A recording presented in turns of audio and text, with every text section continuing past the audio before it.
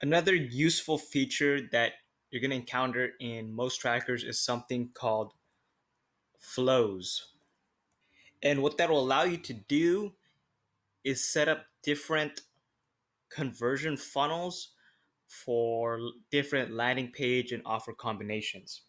So that might sound a little bit confusing. So let me just show you how that works. I'm going to go ahead and click it and hit the new button. Once you're there, you'll be presented with this screen. You could name your flow whatever you want to make it more memorable, but you're typically going to use a flow when it comes down to split testing. So let me show you an example here. You're going to go to path 1, and you'll notice here that you could add multiple landing pages. So for example, I just showed you how to set up a landing page previously. If you have another landing page you want to test, because let's say in your spy research, you found that one offer is being promoted within a certain country and device and so on, but you notice that two different landing pages are equally being represented and shown. So you loaded up two separate ones and you edit those two landing pages. Well, then all you have to do is add it, the other landing page, and then distribute the weight so that 50-50 is shown like that, and it goes to whatever offer that you set up. What this will do is when you set up your campaign URL and tracking link, when visitors click your link, they're going to be either presented landing page A or landing page B, and they have a 50% chance of seeing either one. You could also, of course, distribute the weight differently, like 90-10.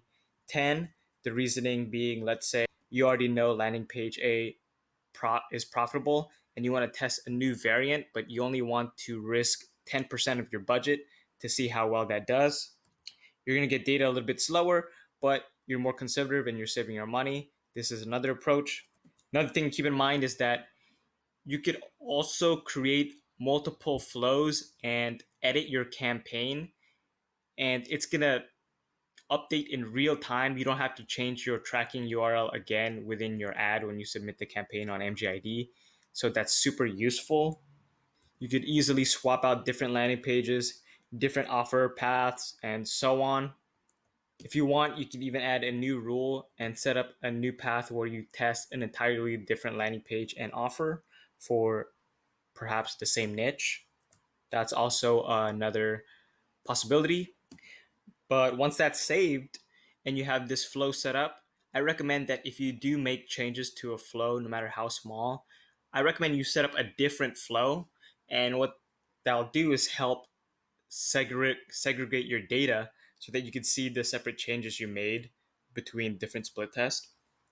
And once that's saved and you hit the save and close button, you could simply select which flow you want to have loaded up in your campaign when you set up the campaign using the way that I show you in a future lecture. So I hope that helps.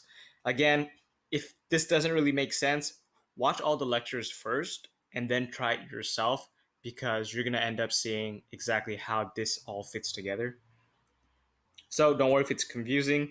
It's always confusing for the first time for pretty much everybody, but you'll get used to it as you review this material and continue to launch campaigns on your own. So that's all for now. I'll see you on the next lecture. This is Paulo Purdue from libertyblueprint.com. Take care, enjoy. I'll see you on the next lecture.